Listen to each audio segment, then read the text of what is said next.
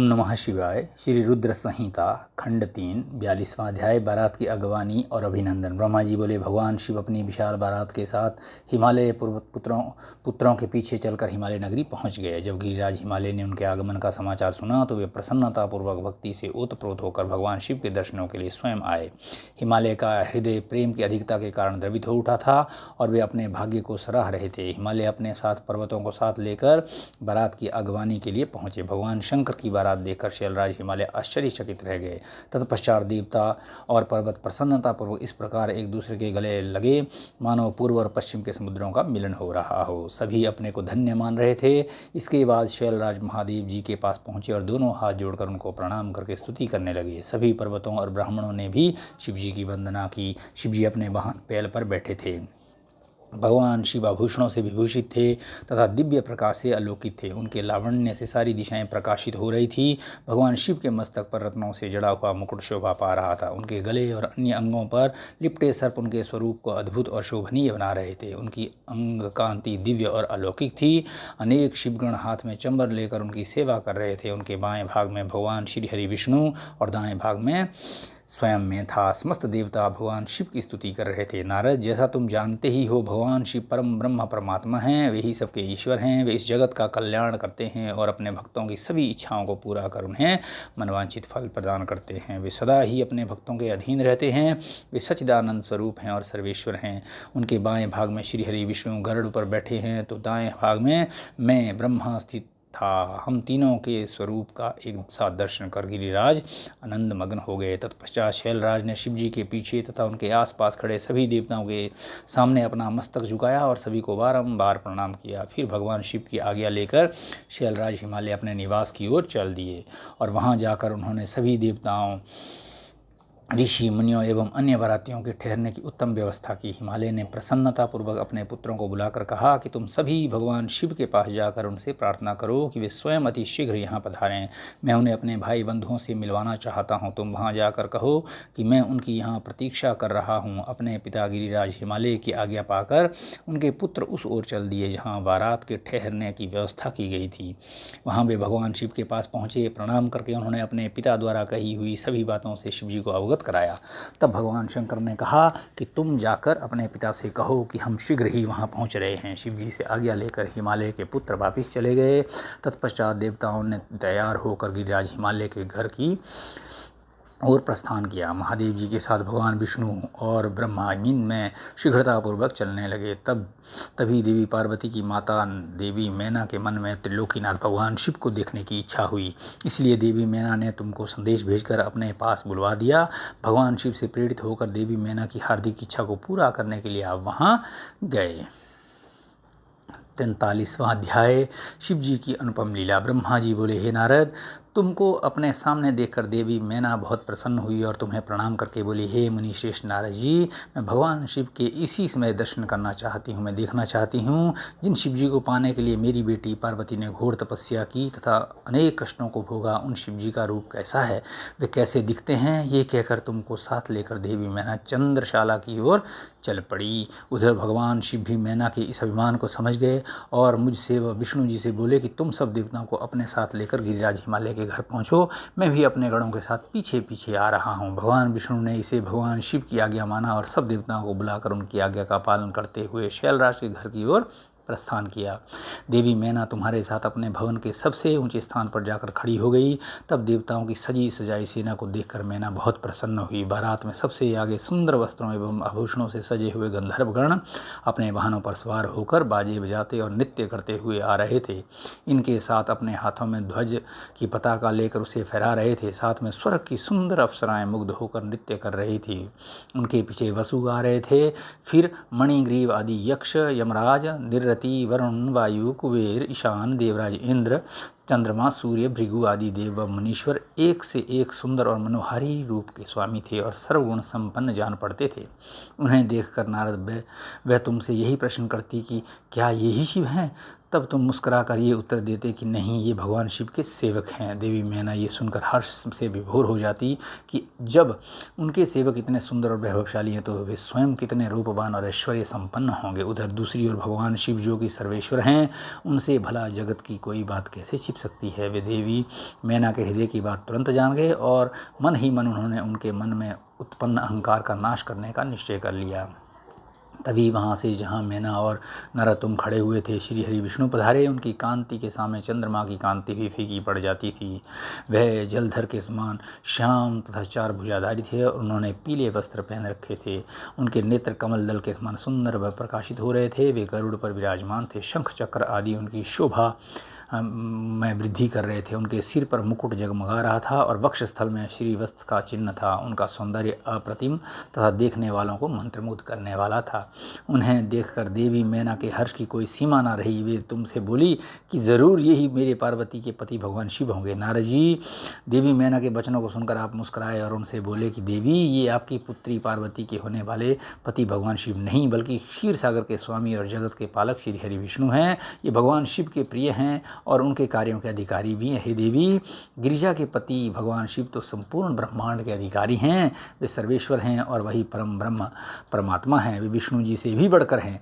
तुम्हारी ये बातें सुनकर मैना शिव जी के बारे में बहुत कुछ सोचने लगी कि मेरी पुत्री बहुत भाग्यशाली और सौभाग्यवती है, जिसे धन वैभव और सर्वत्र शांति शक्ति संपन्न वर मिला है। ये सोचकर उनका हृदय हर्ष से प्रफुल्लित हो रहा था।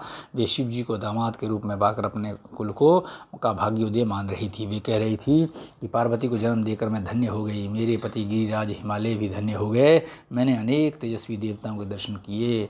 इन सभी के द्वारा पूज्य और इन सब के अधिपति मेरी पुत्री पार्वती के पति हैं। फिर तो मेरा भाग्य सर्वथा सराहने योग्य है। इस प्रकार मैना अभिमान में आकर ये सब कह रही थी। उसी समय उसका अभिमान दूर करने के लिए अद्भुत रूप वाले गणों को आगे करके शिव जी भी आगे बढ़ने लगे। भगवान शिव के सभी गण मैना के अहंकार और अभिमान का नाश करने वाले थे। भूत प्रेत पिशाच आदि अत्यंत कुरूप गणों की सेना सामने से आ रही थी। उनमें से कई बवंडर का रूप धारण किए थे।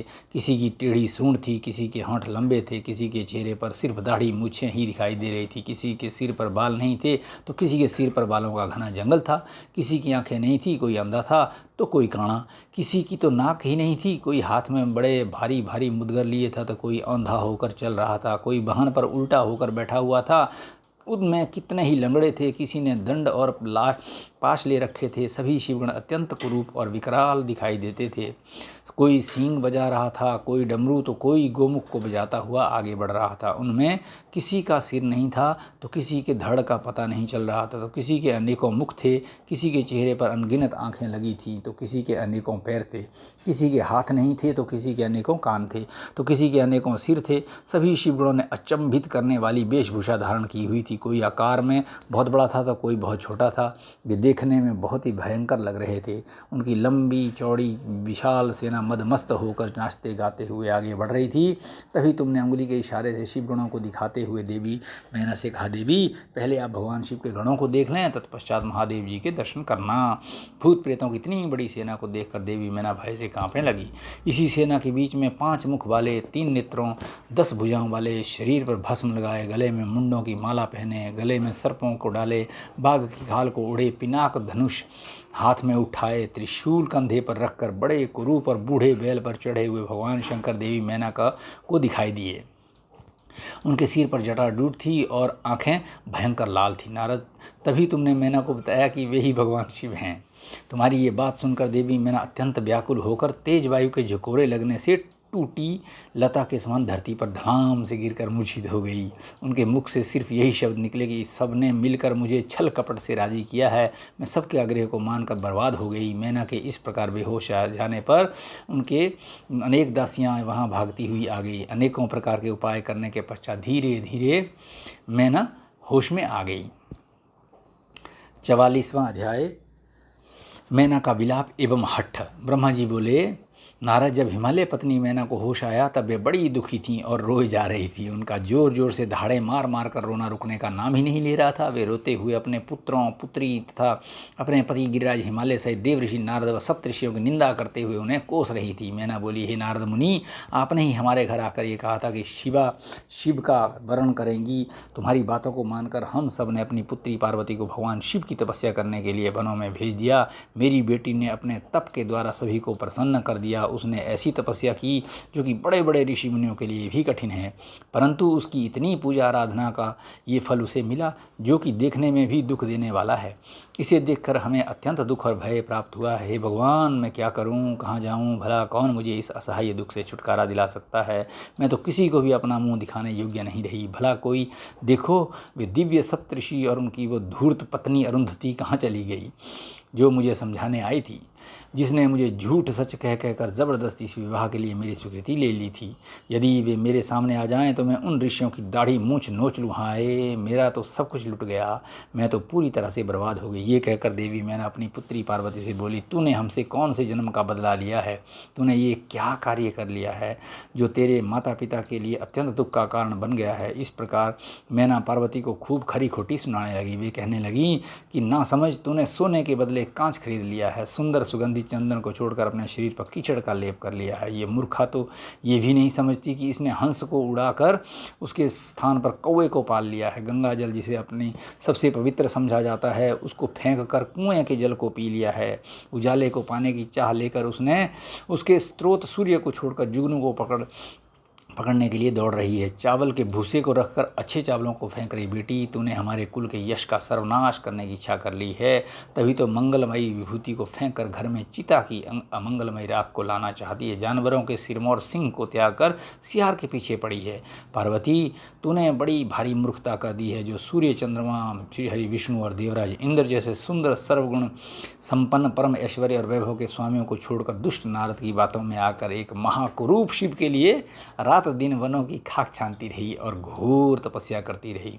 तुझे, तेरी बुद्धि, तेरे रूप तथा तेरी सहायता करने वाले प्रत्येक उस मनुष्य को धिक्कार है जिसने तुझे गलत राह पर चलने में मदद की। हमको भी धिक्कार है जो मैंने और तेरे पिता ने तुझे जन्म दिया। सुबुद्धि देने वाले उन सप्तऋषियों को भी मैं धिक्कारती हूँ, जिन्होंने गलत उपदेश देकर मुझे गलत रास्ते पर लाकर खड़ा कर दिया। उन्होंने तो मेरा घर जलाने का पूरा प्रबंध कर दिया है, मेरे कुल को सर्वनाश की कगार पर ले आए हैं। पार्वती, मैंने तुझे कितना समझाया पर तू अपनी जिद पर अड़ी रही, पर अब और नहीं, अब मैं तेरी एक भी नहीं सुनूंगी। मैं तो अब भी तुझे मार डालूंगी। तुझे जीवित रखने का अब कोई प्रयोजन नहीं। तुझे मारकर खुद की जीवन लीला भी समाप्त कर दूंगी, भले ही मुझे नरक का भागी क्यों ना होना पड़े। मेरा दिल करता है कि मैं तेरा सिर काट दूं, तेरे शरीर के टुकड़े टुकड़े कर दूं, तुझे छोड़कर कहीं चली जाऊं। ये कहकर मैना देवी फिर से मूर्छित होकर फर्श पर गिर पड़ी। तब उस समय उनकी ऐसी हालत देखकर सभी देवता उन्हें समझाने के लिए उनके पास गए। सबसे पहले मैं अर्थात ब्रह्मा उनके पास पहुंचा। तब मुझे वहां देखकर नारद, तुमने कहा देवी, आपको इस बात का ज्ञान नहीं है कि शिव जी बहुत सुंदर हैं। अभी तुमने उनका सही स्वरूप देखा ही नहीं है। अभी तो कुछ तुमने देखा है, वह उनकी लीला मात्र है। देवी, आप अपने क्रोध को त्याग दें और स्वस्थ होकर शुद्ध हृदय से विवाह का कार्य आरंभ करें। इतना सुनना था कि मैना के क्रोध की अग्नि भभक उठी। वे बोली, दुष्ट नारद, यहाँ से इसी समय चला जा। तू दुष्टों का भी दुष्ट और नीच है, तू मेरे सामने भूलकर भी मत आना। इसी समय यहाँ से निकल जा, मैं तेरी सूरत तक देखना नहीं चाहती। मैना के ये वचन सुनकर इंद्र आदि देवता दौड़कर वहाँ चले आए और बोले, हे पितरों की कन्या मैना, भगवान शिव तो इस समस्त राचर जगत के स्वामी हैं। वे तो सबको सुख देने वाले तथा सबको मनवांछित वर देने वाले सर्वेश्वर हैं। वे तो भक्त वत्सल हैं और सदा ही अपने भक्तों के अधीन रहते हैं। आपकी पुत्री पार्वती ने कठिन तप करके भगवान शिव को प्रसन्न किया है तथा वरदान के रूप में उनको अपना पति होने का वर प्राप्त किया है। तभी तो आज वे अपने लिए वरदान को पूरा करने के लिए, उनका पाणी ग्रहण करने के लिए यहाँ पधारे हैं। ये सुनकर मैना और अधिक रोने लगी और बोली, शिव तो बहुत भयंकर है, मैं अपनी पुत्री पार्वती कदापि उन्हें नहीं दूंगी। आप सब देवता क्यों ये षड्यंत्र रच रहे हैं? आप मेरी प्राण प्रिय फूलों के समान कोमल पुत्री को क्यों इन भूत प्रेतों के हवाले करना चाहते हैं? इस प्रकार देवी मैना सब देवताओं पर क्रोधित होकर उन्हें फटकारने लगी। जब वशिष्ठ आदि सप्तऋषियों ने देवी मैना के इस प्रकार के वचन सुने तो वे भी मैना को समझाने के लिए उनके निकट आ गए। तब वे बोले, हे पितरों की कन्या मैना, हम तो तुम्हारा कार्य सिद्ध करने के लिए यहाँ आए हैं। भगवान शिव का दर्शन तो सभी सभी पापों का नाश करने वाला है। और यहाँ तो वे स्वयं आपके घर पधारे हैं। इस बात को सुनकर भी देवी मेनका को कोई संतोष नहीं हुआ। उनका क्रोध यथावत रहा तथा उन्होंने फिर कहा कि मैं पार्वती के टुकड़े टुकड़े कर दूंगी, परंतु उसको शिव के साथ नहीं भेजूंगी। दूसरी ओर देवी मैना के इस व्यवहार से चारों ओर हाहाकार मच गया। जब शैलराज हिमालय को मैना के इस व्यवहार की सूचना मिली तो वे फौरन दौड़ते हुए अपनी पत्नी के पास आए और बोले, हे प्रिय, तुम इतनी क्रोधित क्यों हो रही हो? देखो हमारे घर में कौन कौन से महात्मा पधारे हैं, तुम इनका अपमान कर रही हो। तुम भगवान शंकर के भयानक रूप को देखकर भयभीत हो गई हो। देवी, वे तो सर्वेश्वर हैं, भय करना छोड़कर उनके मंगलमय स्वरूप का दर्शन करो, विवाह के शुभ कार्यों का शुभारंभ करो, अपने हठों को छोड़ो और क्रोध का त्याग कर शिव पार्वती विवाह के मंगलमय कार्यों को संपन्न करो। देवी, तुम जानती हो कि भगवान शिव अनुपम लीलाएं करते हैं, ये भी उनकी लीला का एक भाग है, अतः तुम अपने मन के डर को दूर करके यथाशीघ्र पूर्ववत कार्य करो। शैलराज हिमालय के ये वचन सुनकर उनकी पत्नी मैना अत्यंत क्रोधित हो गई और बोली, हे स्वामी, आप ऐसा करिए कि पार्वती के गले में रस्सी बांधकर उसे पर्वत से नीचे गिरा दीजिए या फिर उसे समुद्र में डुबो दीजिए, चाहे कुछ भी करके उसके जीवन लीला समाप्त कर दीजिए। मैं आपको कुछ नहीं कहूँगी, परंतु मैं पार्वती का हाथ किसी भी परिस्थिति में शिव को नहीं सौंपूंगी। यदि फिर भी आपके हठपूर्वक पार्वती का शिव विवाह करने की ठान ली है तो मैं अपने प्राण को त्याग दूंगी। अपनी माता मैना के ऐसे वचन सुनकर पार्वती उनके करीब आकर बोली, माता, आप तो ज्ञान की प्रतिमूर्ति हैं, आप सदा ही धर्म के पथ का अनुसरण करने वाली हैं। भला आज ऐसा क्या हो गया जो आप धर्म के मार्ग से विमुख हो रही हैं? माता, महादेव जी तो देवों के देव हैं, वे निर्गुण निराकार है, वे तो परब्रह्म परमात्मा है और सबके सर्वेश्वर हैं। वे तो इस संसार की उत्पत्ति के आधार हैं। भगवान शिव भक्त वत्सल हैं एवं अपने भक्तों को सदैव सुख प्रदान करने वाले हैं। भगवान शिव सब अनुष्ठानों के अधिष्ठाता हैं, वे ही सबके कर्ता, हर्ता और स्वामी हैं। ब्रह्मा विष्णु भी सदा उनके सेवा में तत्पर रहते हैं। हे माता, आपको तो इस बात का गर्व होना चाहिए कि आपकी पुत्री का हाथ मांगने के लिए देवता भी याचक की भांति आपके दरवाजे पर पधारे हैं। अतः आप बेकार की बातों को छोड़कर उत्तम कार्य करो, मुझे भगवान शिव के हाथों में सौंपकर अपने जीवन को सफल कर लो। माता, मेरी छोटी सी विनती स्वीकार कर लो और मुझे भगवान शिव के चरणों में उनकी सेवा के लिए समर्पित कर दो। माँ, मैंने मन, वाणी और क्रिया द्वारा भगवान शिव को अपना पति मान लिया है। अब मैं किसी और का वर्ण नहीं कर सकती। मैं सिर्फ महादेव का ही स्मरण करती हूँ। उन्हें पति रूप में पाने की इच्छा लेकर ही मैंने अपनी ज़िंदगी के इतने वर्ष बिताए हैं। भला आज मैं कैसे अपने वचन से पीछे हट जाऊँ? पार्वती जी के कहे वचनों को सुनकर मैना क्रोध के अधिक्य से उद्वेलित हो गई और उसे डांटने तथा बुरे वचन कहने लगी। मैना रोती जा रही थी। मैंने और वहाँ उपस्थित सभी महानतम सिद्धों ने देवी मैना को समझाने का बहुत प्रयत्न किया, परंतु सब निरर्थक सिद्ध हुआ। वे किसी भी स्थिति में समझने को तैयार नहीं थी। तभी उनके हठ की बातें सुनकर परम शिव भक्त भगवान श्री विष्णु वहां आ पहुंचे और बोले, हे पितरों की मानसी पुत्री एवं शैलराज हिमालय की पत्नी मैना, आप ब्रह्मा जी के कुल से संबंधित है, इसी कारण आपका सीधा संबंध धर्म से है। आप धर्म की आधारशिला है, फिर भला कैसे धर्म का त्याग कर सकती है? इस प्रकार हठ करना आपको शोभा नहीं देता। स्वयं सोचिए, भला सभी देवता, ऋषि, मुनि और स्वयं ब्रह्मा जी और मैं आपसे असत्य वचन क्यों कहेंगे? भगवान शिव निर्गुण हैं और सगुण दोनों ही है। वे कुरूप है तो स्वरूप भी हैं, सभी उनका पूजन करते हैं। वे ही सज्जनों की गति हैं। मूल प्रकृति रूपी देवी एवं पुरुषोत्तम का निर्माण भगवान शिव ने ही किया है। मेरी और ब्रह्मा जी की उत्पत्ति भी भगवान शिव के द्वारा ही हुई है। इसके बाद सारे लोगों का हित करने के लिए उन्होंने स्वयं भी रुद्र का अवतार धारण किया है। तत्पश्चात वेद, देवता तथा इस जल एवं थल में जो भी चराचर वस्तु या प्राणी दिखाई देता है, उस सारे जगत की रचना भगवान शिव ने ही की है। हे देवी, कोई भी उनके रूप को नहीं जानता है और ना ही जान सकता है। यहाँ तक कि मैं और ब्रह्मा जी भी उनकी समस्त लीलाओं को आज तक नहीं जान पाए हैं। इस संसार में जो कुछ भी विद्यमान है भगवान शिव का ही है। ये तो भगवान शिव की ही माया है जो वे स्वयं आपको अपना रूप इस प्रकार दिखा रहे हैं। हे देवी, आप सब कुछ भूलकर सच्चे मन से शिव जी का स्मरण करके उनके चरणों में अपना ध्यान लगाए। आपके सारे दुख और क्लेश मिट जाएंगे और आपको परम सुख की प्राप्ति होगी। श्री हरि विष्णु द्वारा जब मैना को इस प्रकार समझाया गया तो देवी मैना का क्रोध कुछ कम हुआ। वस्तुतः शिव जी की माया से मोहित होने के कारण ही वे ये सब कर रही थी। कुछ शांत होने पर उन्होंने कुछ देर मन में विचार किया। तत्पश्चात मैना श्री हरि विष्णु से बोली, प्रभु, मैं आपकी हर बात समझ गई हूँ। मैं ये भी जानती हूँ कि भगवान शिव सर्वेश्वर हैं और इस जगत के कण कण में व्याप्त हैं। मैं आपकी इच्छा अनुसार भगवान शिव को अपनी पुत्री सौंप सकती हूँ, पर मेरी एक शर्त है। तब विष्णु जी के आग्रह करने पर देवी मैना ने कहा, यदि महादेव जी सुंदर शरीर धारण कर लें तो मैं सहर्ष अपनी पुत्री पार्वती का विवाह उनसे कर दूंगी। ऐसा कहकर देवी मैना चुप हो गई। धन्य है भक्तवत्सल त्रिलोकीनाथ भगवान शिव की माया, जो सबको मुंह में डालने वाली है। 45वां अध्याय, शिव का सुंदर व दिव्य स्वरूप दर्शन। ब्रह्मा जी बोले, हे नारद, उसमें जब देवी मैना ने विष्णु जी के सामने इस प्रकार की शर्त रखी, तब मैंने तुमको भगवान शिव के पास जाने का आदेश दिया। तुमने वहां जाकर उनकी स्तुति की और उन्हें संतुष्ट किया। तब तुम्हारी बात मानकर तथा देवताओं का कार्य सिद्ध करने की इच्छा से भगवान शिव ने प्रसन्नतापूर्वक अद्भुत, उत्तम और दिव्य रूप धारण किया। उस समय भगवान शिव कामदेव से अधिक रूपवान लग रहे थे। उनके सुंदर रूप लावण्य को देखकर तुम प्रसन्न होते हुए तुरंत देवी मैना के पास उन्हें ये समाचार देने के लिए चले गए। वहाँ पहुँचकर जहाँ देवी मैना बैठी थी, उन्हें देखकर तुम बोले, हे शैलराज की पत्नी और पार्वती की माता मैना, आप चलकर स्वयं भगवान शिव के सुंदर और मनोहारी रूप का दर्शन करें। ये समाचार पाकर देवी मैना की प्रसन्नता की कोई सीमा न रही। वे आपको अपने साथ लेकर भगवान शिव के दर्शन करने के लिए चली गई। वहाँ पहुंचकर मैना ने भगवान शिव के परम आनंददायक रूप के दर्शन किए। शिव जी का मुखारविंद करोड़ों सूर्यों के समान तेजस्वी, सुंदर एवं दिव्य था। उनके विशाल मस्तक पर चंद्रमा सुशोभित था। सूर्य ने उनके सिर पर छत्र धारण कर रखा था। भगवान शिव प्रसन्न मुद्रा में थे। वे ललित लावण्य से युक्त मनोहर गौरवर्ण चंद्रलेखा से अलंकृत होकर बिजली की भांति चमक रहे थे। विष्णु सहित सभी देवता एवं ऋषि मुनि उनकी सेवा पूर्वक, प्रेम पूर्वक सेवा कर रहे थे। उनके शरीर पर दिव्य अलौकिक सुंदर वस्त्र व आभूषण शोभा पा रहे थे। गंगा और यमुना चमर झुला रही थी और अणिमा आदि 8 सिद्धियां मुग्ध होकर नाच गा रही थी। इस प्रकार भगवान शंकर सुंदर व दिव्य रूप धारण करके बारात लेकर हिमालय के घर की ओर आ रहे थे। उनके साथ साथ में विष्णु जी तथा देवराज इंद्र भी विभूषित होकर चल रहे थे। उनके पीछे पीछे सुंदर एवं अनेकों रूपों वाले गण, सिद्ध, मुनि व समस्त देवता जय जयकार करते हुए चल रहे थे। समस्त देवता इस विवाह को देखने के लिए बड़े ही उत्कंठित थे और अपने परिवार के साथ शिव जी के विवाह में सम्मिलित होने के लिए आए थे।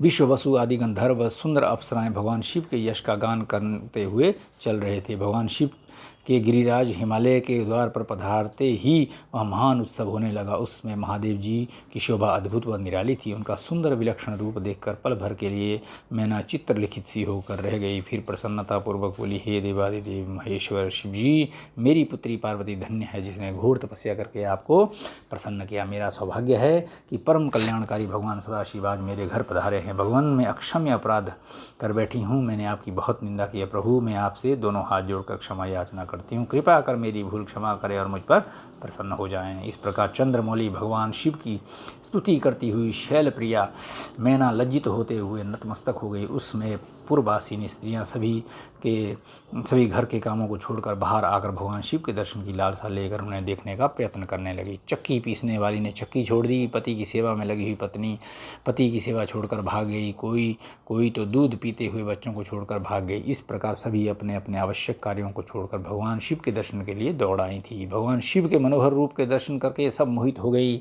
तब हर्ष शिव जी की सुंदर मूर्ति को अपने मंदिर में धारण करके वे बोली, सखियों, हम सबके अहोभाग्य हैं। हिमालय नगरी में रहने वाले नर नारियों के नेत्र आज भगवान शिव के दिव्य स्वरूप का दर्शन करके सफल हो गए हैं। आज निश्चय ही हमने संसार की हर विषय वस्तु को पा लिया है। शिव स्वरूप का दर्शन करने मात्र से ही हमारे सारे पाप नष्ट हो गए हैं।